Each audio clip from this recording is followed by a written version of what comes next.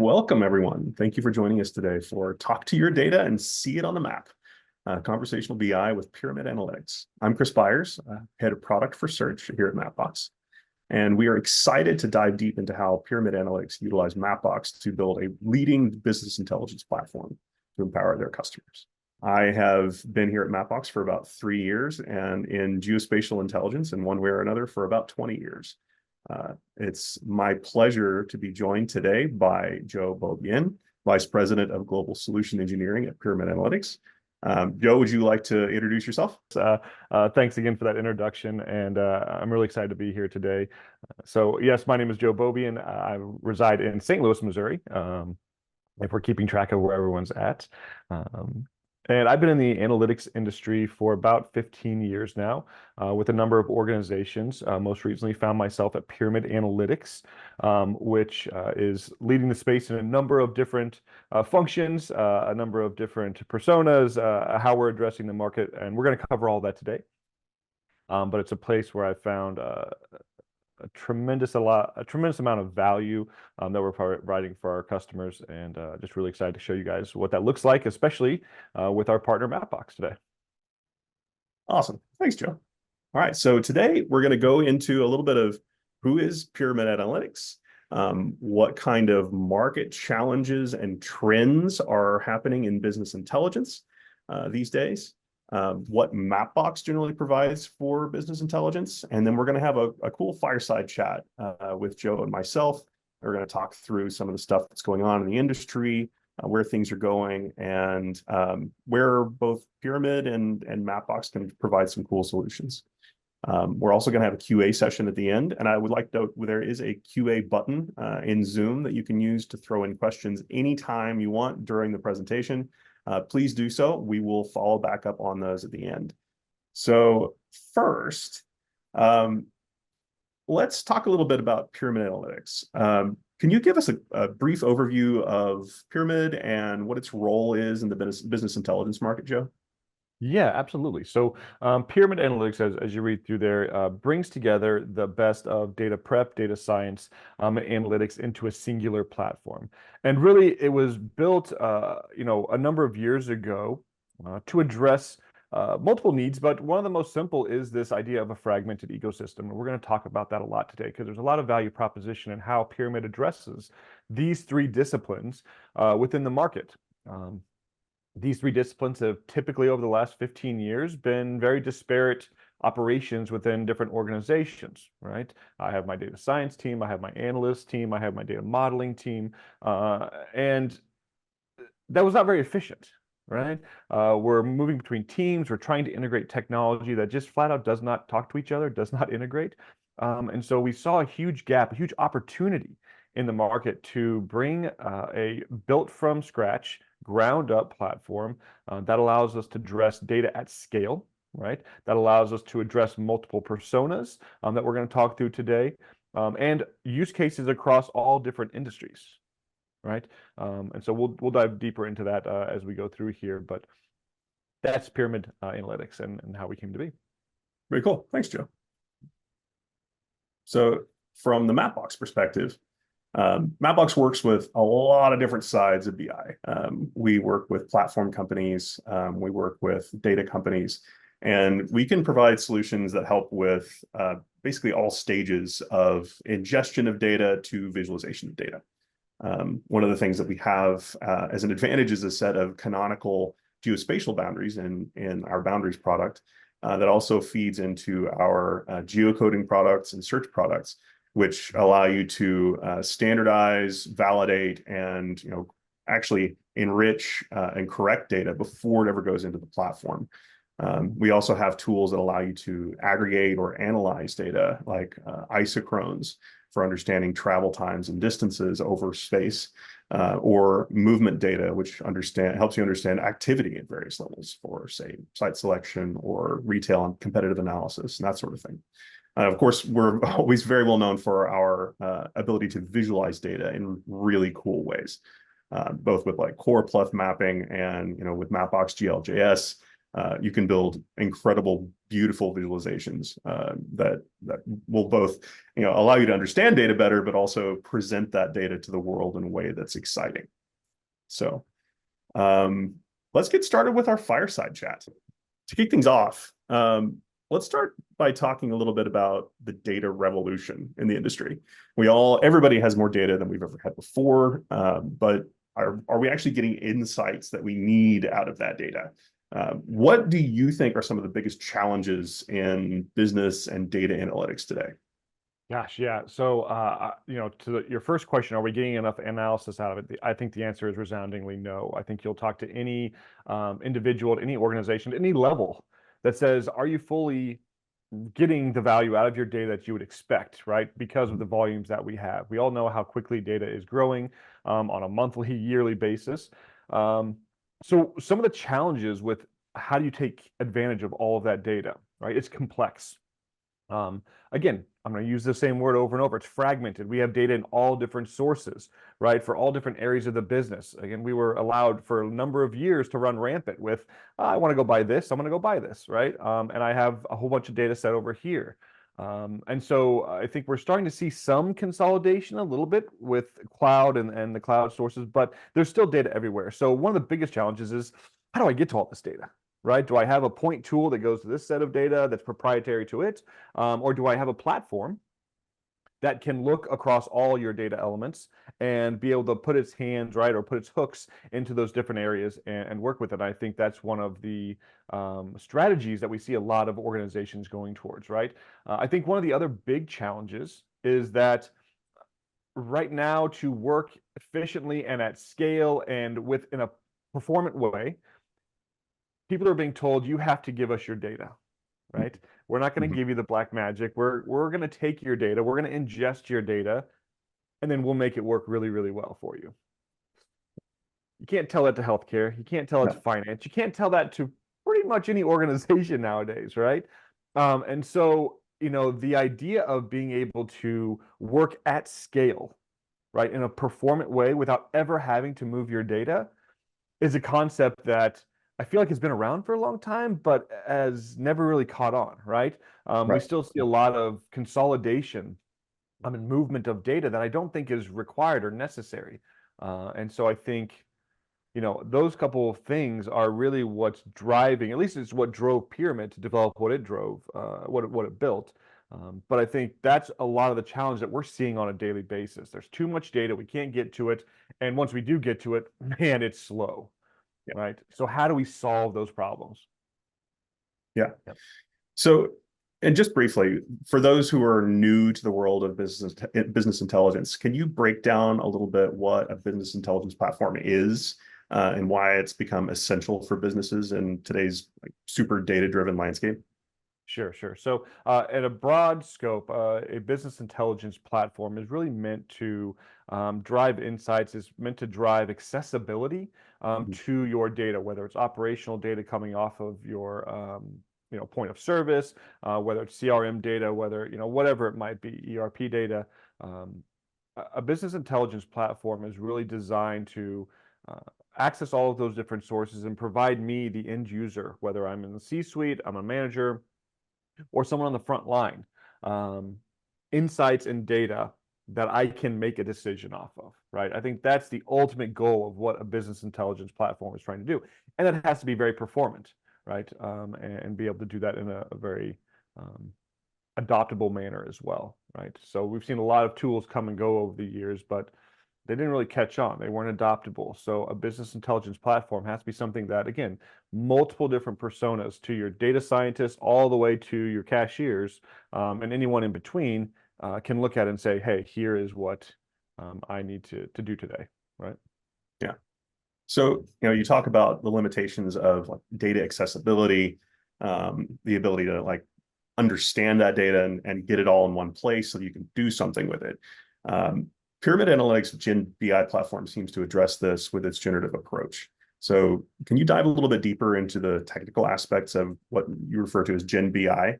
And specifically, how does Gen BI leverage the new LLMs that are available now out there in the world to automate data prep and analysis?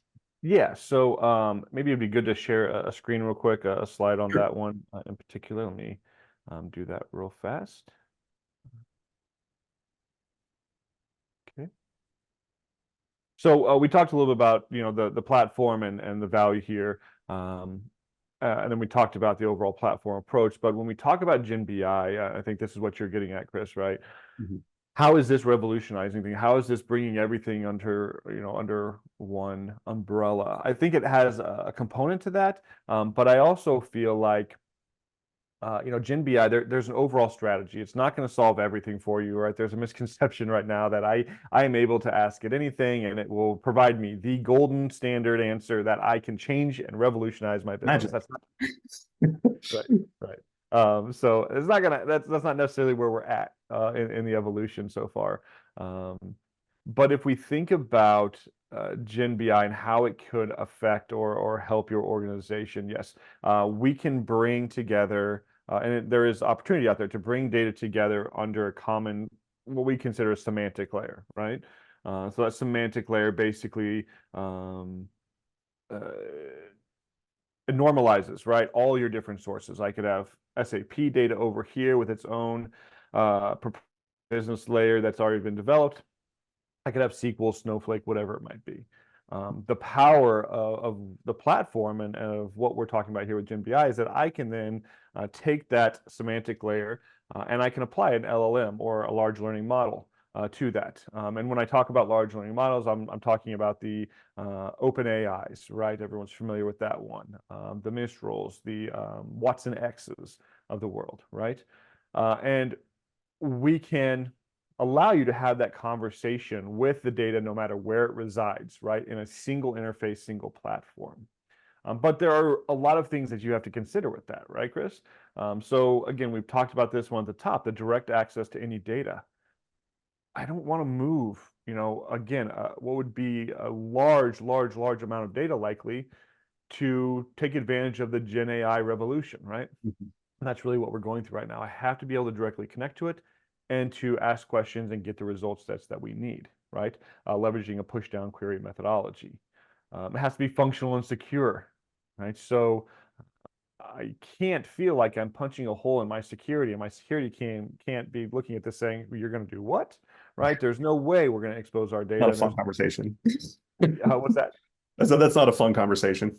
Yeah. It's not a fun conversation, right? And the beautiful part is that listen, um, at least the way Pyramid is approaching it is that the LLM actually never has access to your data. Pyramid is that secure intermediary between the two, right?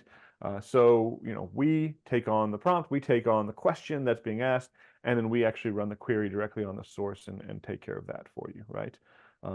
I think the other one is the sophistication with simplicity, right? We've talked multiple times now about that conversational analytics. Mhm. Um, this is where we're going, right? Almost like it or not. Yeah. We're going to see this transition over the next couple of years, where drag and drop, which was so revolutionary, right? That was what kind of Tableau somewhat introduced 10, 15 years ago. We're going past that now, right? I want to be able to pull out my phone and ask a question. I want to be able to sit at my computer when a request comes in and simply ask what that is. Or the best possibility yet is to have the end users be able to ask their own questions and be able to be truly self-served, right? Without having to learn a tool or any interface or anything like that, right? Yeah. Um, So to kind of Go ahead. bring this, oh, sorry, go ahead. Did you have one? No, no, I was just I didn't know if you had anything around that one, but I think the multi-LM strategy as well, which is really being able to plug and play, right? As the LLM market matures and we see more and more trained models out there, we can have ones that are use case specific. We can have ones that are geo specific. We can have ones that are very, very specific to something like oil rig inspection. One of our clients was looking at that, right? Um, they want to be asked very specialized questions, but they can't do that on a general OpenAI LLM, right? And then the embedded Gen AI, I think, is again one of the biggest areas of growth right now that we're seeing in the market in general is how do I make that accessible? It has to exist in the apps that already are out there that people are working with, right? And if it's not doing that, it's not going to get adopted, right? It's not going to get the traction that you're looking for it to get. So, Yeah, very cool. That's we struggle internally with where can we apply LLMs within Mapbox? Where can we get the most value out of it? And we've seen the same thing. Having just a single LLM, it's not going to actually solve the problem. It really does need to be a focused strategy, no matter where you're doing things. yeah. So, So imagine, yeah. So I mean, even imagine, you have a dashboard or you have, multiple mark charts on a page, and being able to have a different LLM for each one of those charts, right? That are specific. Again, the value of a business intelligence platform is that again, I can have marketing and chart in the top right, sales in the bottom left, finance in the bottom right, and operations in the top left, all on one page, all going to different sources directly, and all potentially looking at different LLMs because I want to ask different subject, questions around those things. And that's all possible today, right? To be able to do that. very cool. Yeah. So, we're coming from a like mapping perspective as Mapbox, of course. So when we talk about business intelligence as a way of acquiring location intelligence, can you explain a little bit how that can add a new dimension to data analysis? Because Yeah, yeah. So you there's a number of got all things. this in your mapping solution, like integrated in the platform, right?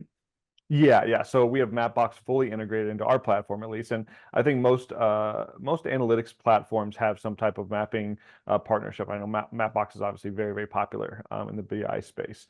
Um, so I think a number of areas where mapping helps enhance that business intelligence experience is, you know, first of all, I love using maps to drive analysis. Mhm. So I want to be able to have a very high level view, show me what's going on. And we're going to show some examples of this here in a little bit. Um, I want to start at a high level, but I want to be able to drill down to the lowest level detail and find those, addresses or those, areas for a marketing campaign that I'm actually needing to go address, right? And with a BI platform, I can not only go down to that level with a map, filter everything else again from other sources potentially, and then build that list. Like that's a very great use case that we see all the time. I think being able to leverage maps to they're more visual in nature. I can have a bunch of states or countries in a tabular report, and I'm not going to have the same effect. Right. Right? It's just a communication, and it's um, you know, just being able to understand and communicate effectively. Maps are an amazing way of doing that. And if you can have the complex maps and the granular maps that Mapbox provides as part of your platform, so that you can get to that level of detail, so you can build those applications that are extremely detailed, that's valuable, right? For the end users, no matter who they are within the organization. Does that make sense? Yeah, absolutely. Yeah. So I think one of the things that's like you mentioned, the most exciting about the Gen BI stuff is this conversational analytics. And I had the pleasure to see a demo of some of that being used live to generate a map based on a question that you asked the platform. And then it built a core pleth using boundaries from Mapbox, and it was super cool. And I was kind of blown away by it. But I think, did you mention you might be able to do a demo? Yeah, yeah. Let's absolutely jump into that, Chris. So let me share my screen again real quick. And what I want to kind of showcase here is exactly that. So we're inside of Pyramid. It's completely web-based. There's no thick client, right? There's nothing for you to install. You basically go to a URL and log in, and you're ready to go. We talked about the fragmented nature of analytics right now and the platform approach and why that's valuable. So having the different modules from data prep to building and designing visuals to having a centralized metric store, having a tabular type of experience for those people who just live and die by Excel, and then having the dashboarding capability and the pixel perfect reporting capabilities. All of that's found here inside the platform. But I want to just come in and just start with the question, right? Here's my data catalog. It's coming from all different sources within my organization. I want to open this up, and I've hidden a lot of the little areas where I can see my dimensions and things like that because again, that's the old way, right, Chris? Drag and drop, that's yesterday. I want to come in and I simply want to ask a question like, show me sales in New England, right? I'm going to do a new share real quick with some sound. You know, Oh yeah, gotta have it actually talking to us. there you go. That's right. So let me just move. I gotta move this real quick. Apologies. There we go. All right. So you didn't hear it, but Finished? Anything else? right. So it'll start talking to me, and it will build out exactly what I was looking for. Right. Show me sales in New England. Now, what's really important to understand is that New England is not part of this data whatsoever. Right. So I asked the question, the LLM came up with a response and said, okay, I think it's a collection of these states. Pyramid with Mapbox said, okay, we know what those states look like. Let's put together those boundaries. Let's put together that information, and we will represent that back to you in this particular chart. And so that's what it brought back for me. And I had to simply type, or there'll be some examples here where I can ask questions of my data, right? And so that's where we're going to go. That's where we're going to go next. So I can come in and say something like, add the West. Right, just a moment. I'm on it. So again, not identified, not detailed in my data set, just simply by states. This is now going to go out there. It's going to run through that same process. Success, test completed. And I now have obviously New England and the West as it's identified inside of here. Now, understand all of these things are 100% editable. I can go and change, say, actually, my West is, a couple other states or, whatever it might be. But the point is I'm simply having that conversation. I'm adding things in here. Maybe I want to say, explain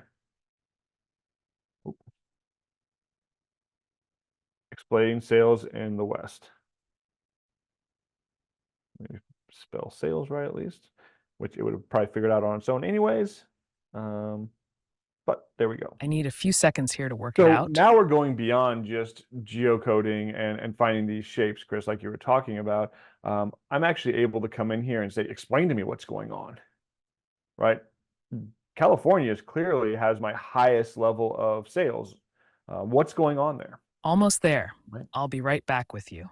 And so it's going to now use this, and Pyramid is going to generate based on all of the data in the model accessible to it. Sales in the West are primarily driven by the bikes product category, which constitutes 91.4% of the total sales, with the Style U making up 89.9% of bike sales and 82.2% overall, and the reseller promotion category representing 78.1% of U-style sales and 64.2% of the total. Okay. So there we go, right? That just gave me a lot of key metrics that I could have spent a couple days in Excel trying to figure out. But the map helped me visualize what this looks like, right? I could see there was an anomaly in California. I want to understand how the West is doing overall. But I could also come in and do the exact same thing and just on California say, explain, what's going on in California.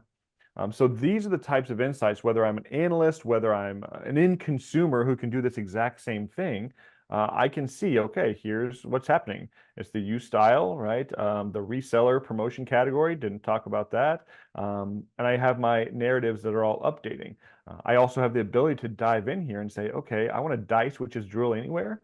And I really want to understand, what manufacturing groups, right?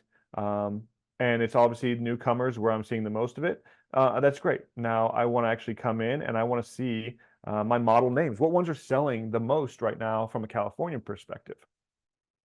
So there we go, right? So again, whether I'm having an actual conversation using my voice or whether I'm able to drill down and understand where my highest performing bikes within this segment of my population, right there at your disposal to do with, right? Awesome. Apparently, California really loves touring bikes. yeah. So yeah, they're the bike riders, right? So this was we start with a very basic example, although in the back end it's not basic at all, right? We're doing a lot of things with the Gen BI and asking those questions inside of here to get those responses. Now let's start off with another one real quick. All right, let's come in here. I have the same kind of open area. This time, show me sales by city. Getting it done now? Give me a sec. Okie dokie, cranking your request.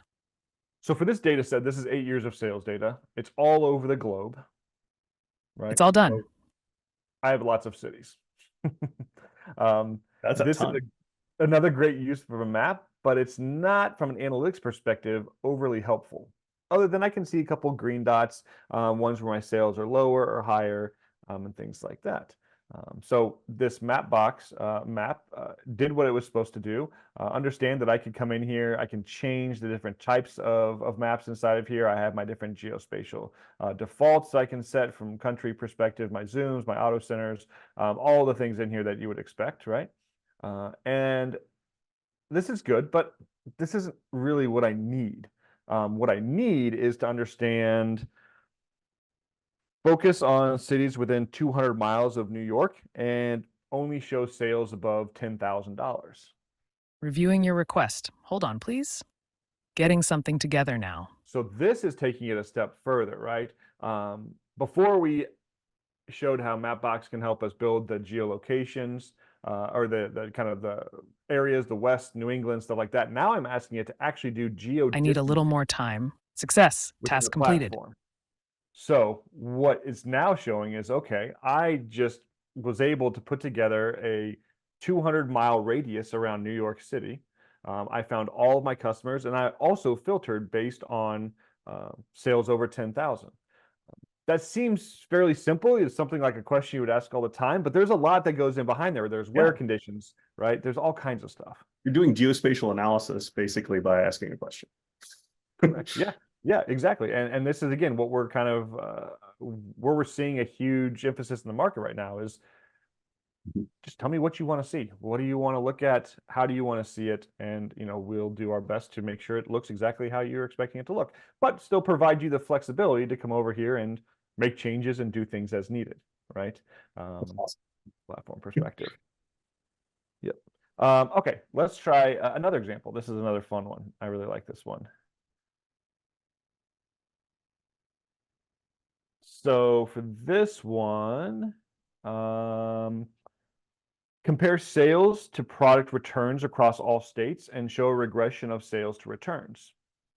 I'll get back to you shortly. Just assessing the I'm processing your request. Now we're coming right up. We're adding, I might mute her. I apologize. I think we all know and think that's cool and that's dumb. What we're now adding in here is the geo piece of this, which we'll see here in just a second, but also The regression analysis indicates a strong relationship between sales and product returns across all states. so we're starting to see these calculations. We're starting to see regression, right? That can be added in, forecasting, clustering. These are all things that you can start asking of your data as you go through here. Now, I can come in and say, what the heck is going on in California? Let me figure this out, and I'll breaking down your request. Right. I'll and be it's back going to soon. take exactly what the heck is going on in California. It's going to translate to, I think he just wants to know what's happening in California, right? In California, sales are predominantly driven by the bikes category. Okay, so I won't let you again make you listen to that, but right, we're starting to see we can pinpoint certain items. We're creating calculations now. A lot of different things that are happening inside of here, and that regression is actually a best fit regression. We have 6 or 7 different types of regression. Best fit basically says which one has the lowest error coefficient, and we're going to use that one at all times, which is really, really nice. Let's do one more rendition of this, right? Okay. Change to chloropleth map and remove regression and returns. So now this is where I want to get back to the map, right? I've seen this, I understand what's going on. I see that regression, but I don't want to go build something new now because I have a different kind of shape of a question. I just want to transition to that other question, right? So it understands what's a chloropleth. It understands, what's going on from that perspective, bubble chart or heat map, things like that. And so now it's bringing everything back that I need to know from this perspective. And so the last thing I want to be able to ask is, we've seen explain, right? Explain California, explain the West. But what we haven't talked through is explain the difference in sales between Texas and New York, right? So this is, again, taking it a step further, where I'm saying explain the difference between 2 different things, not just one thing, right? What's really driving these sales or returns or whatever it is between these two products, these two manufacturers, these two states, right? In this example, right? And so you can see the difference between Texas and New York is primarily influenced on the H class and newcomers, right? So that's really, really interesting. Now I can dive deeper, right? I'm empowered as that analyst to say, okay, right, let's dive down to the city level of these two potentially. Is there some area of the market that I'm underserving that I can now see from a mapping perspective and start to build out my analysis and do that kind of work, right? So I think that's really, really powerful inside of here. That's A awesome. great way to use the maps. Yeah. Yeah, that's really cool. I love the ability to go from one question, take the answer and push into another direction, like show this on the map and then explain what's going on the map. Just what a time to be alive. What a time to be alive. Love the enthusiasm. Thanks, Chris. You know, we do have one more example, if we have time for it. I think might be a really interesting use case as well. Do we have time for that, Chris? We could do one more, I think. Okay. All right, cool. So I'm going to come over here and I'm going to build out an actual whole presentation this time, right? So this is my wake up before coffee demonstration, right? I'm up early. I kind of forgot that I had this whole sales presentation in the morning for my boss, and Please pick a model to perform your he just analysis. wants this complete analysis of The our sales demo pipeline, model was selected right? successfully. So really, Sorting out your request. I A just few want seconds, to please. generate a sales analysis slide. I want to see some mapping on here. I want to see, happiness. What are our customers feeling like right now? So there's a lot of different things happening in this model, multiple different sources. I just want you to build it for me, right? I'm going to go Hang get in my there. coffee. I'm almost done. And then when I'm back, in the next 15 seconds, it's This going to have this dashboard entire page provides an built. analysis of sales quantity by occupation and education, compares returns.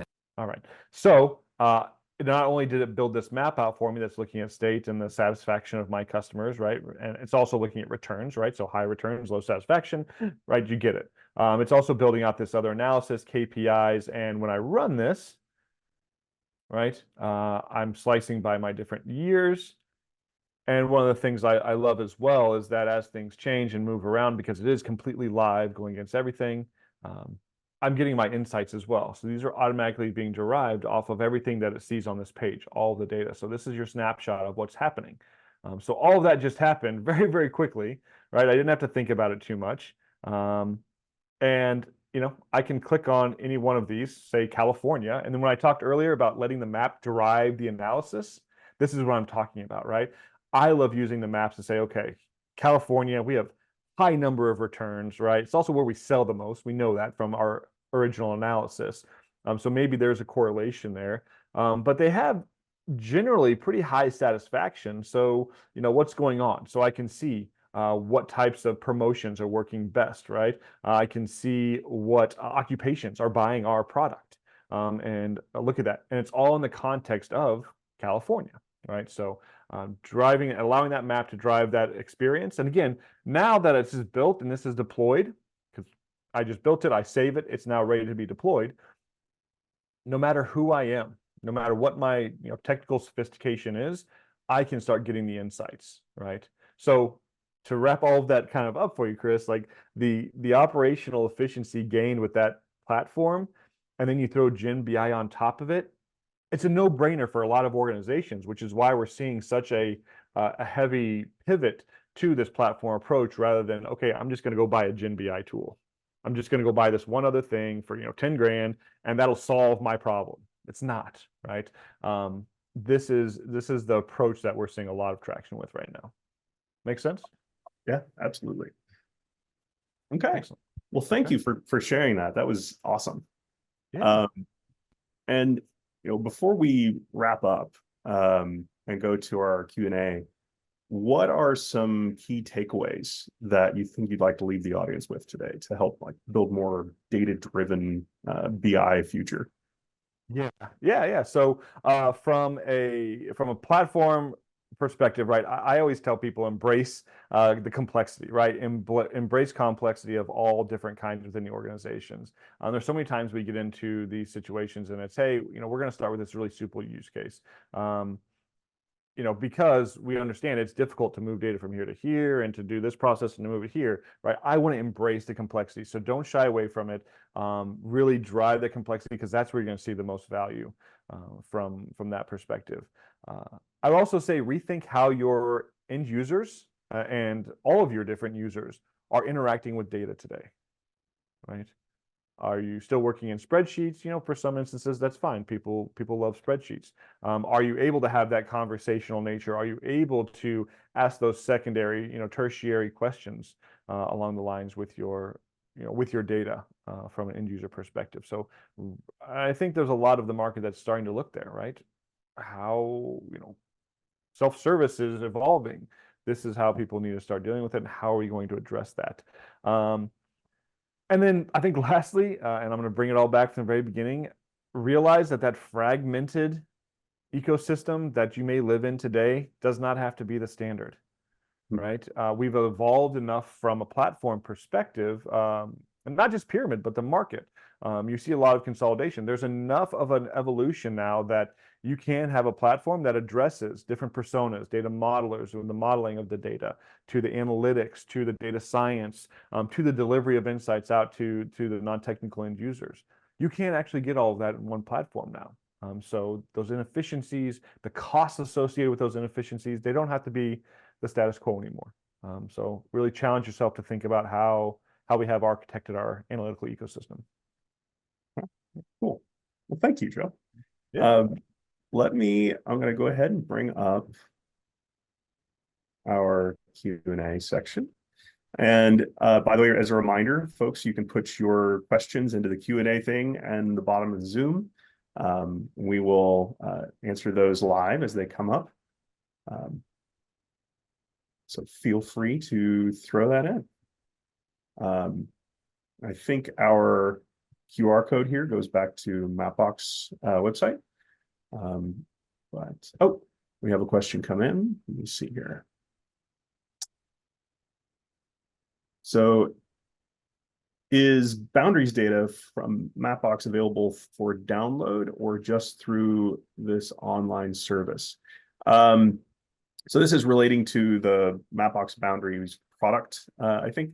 And Mapbox offers that as an annual license service. You can get access to that from us. We'll give you the tiling service. That's, I think, what Joe was showing that product is built on, which is kind of an API-driven solution. We also have flat file versions like GeoJSON available for like geospatial analysis. But yeah, you can contact us and we can get you hooked up. Chris, actually, I have a question for you, if it's okay. Oh, sure. Yeah. So, you know, you're obviously dealing with a lot of clients and you're seeing what's going on within the product space.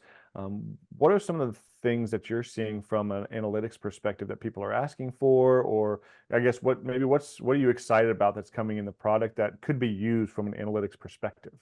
Anything off the top of your head?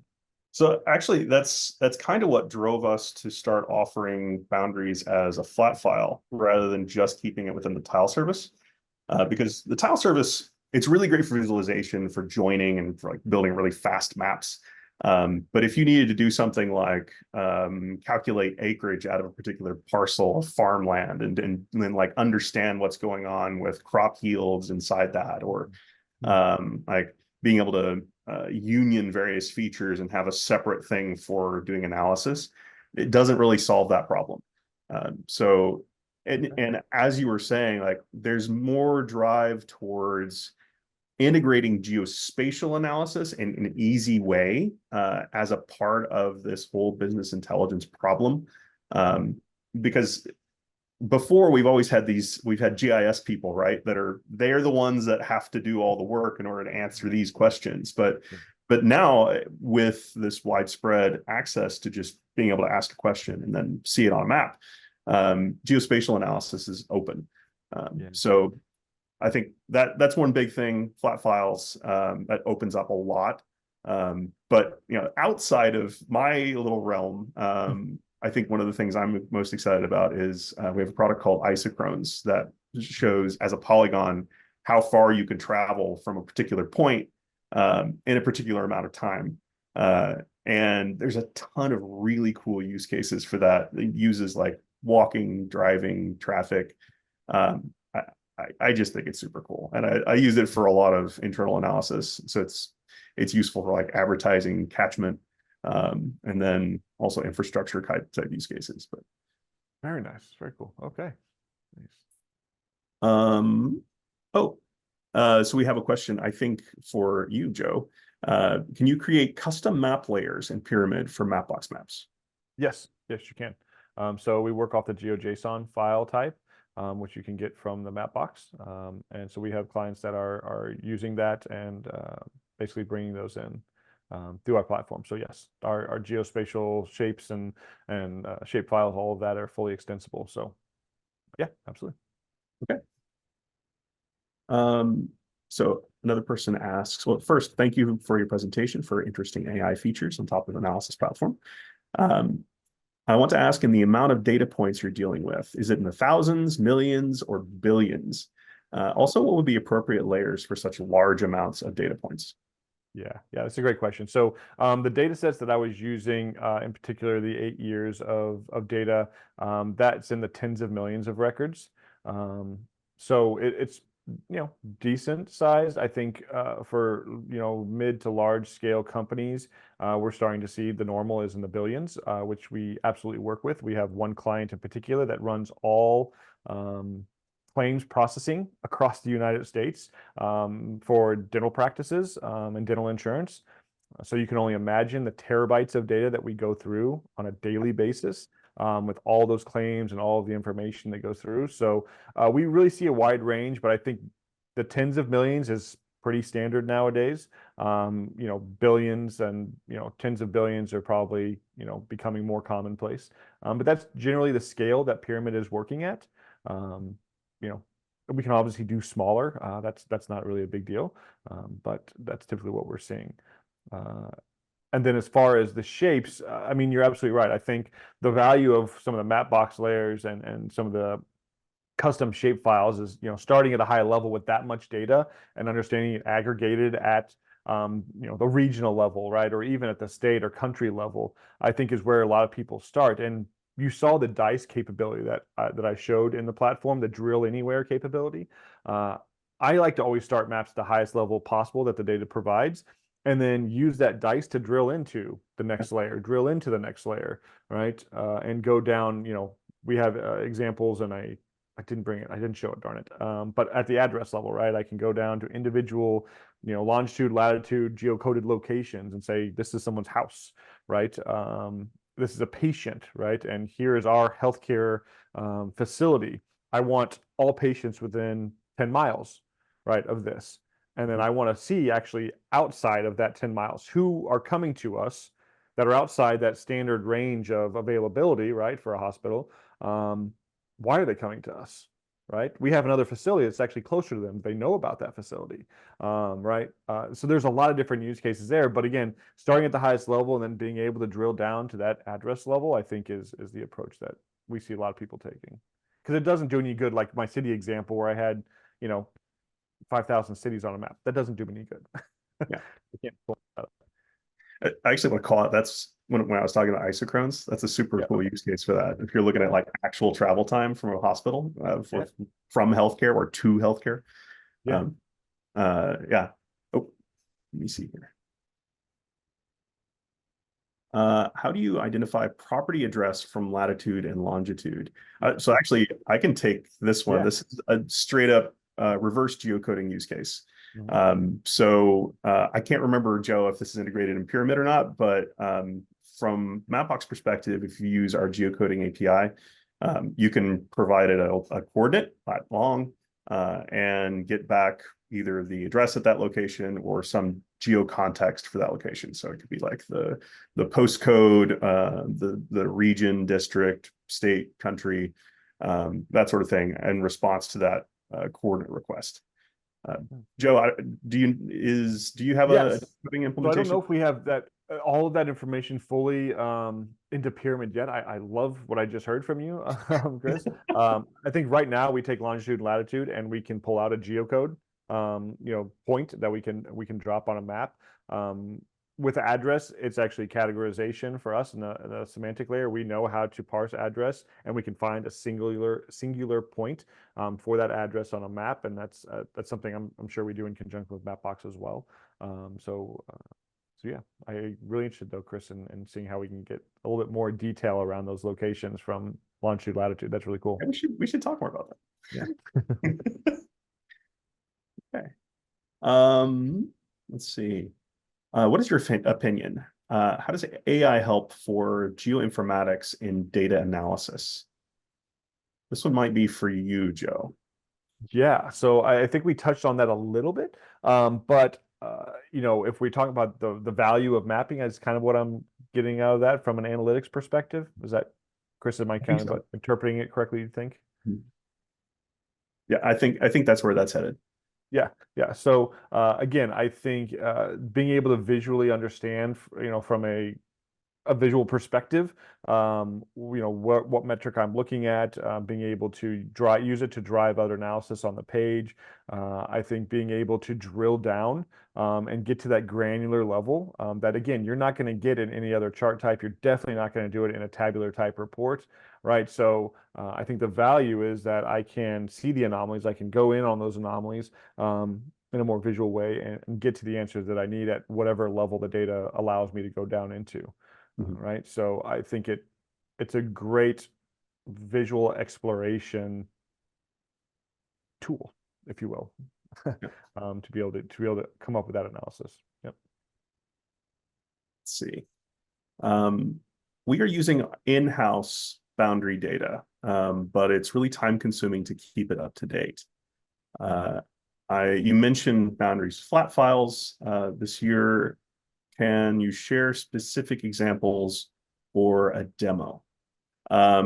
So I think for flat files and the API-driven solution, it's the same data.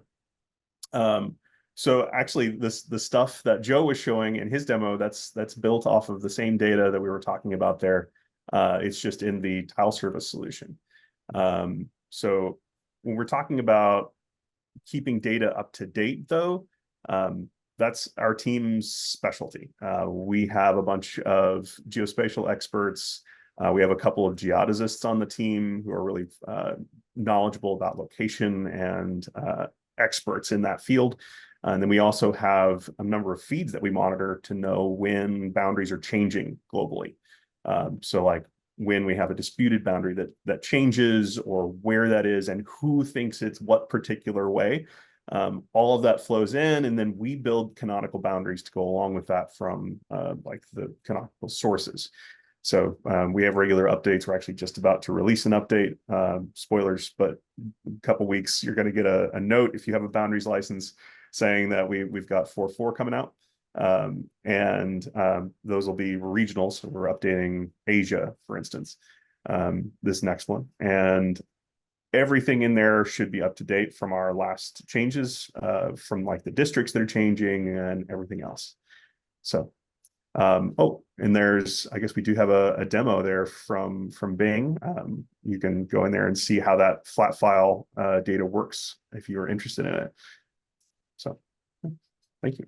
I think we're actually coming up on time for QA. Thank you everyone for your interactivity and joining with us today in this really cool set of demos and discussion with Joe and with Pyramid. So we value that partnership greatly, and thanks, Joe, for coming. Yeah, thank you guys so much for putting this on and allowing us to come on and talk to everyone. So I can't wait to see what we do next with Mapbox. So.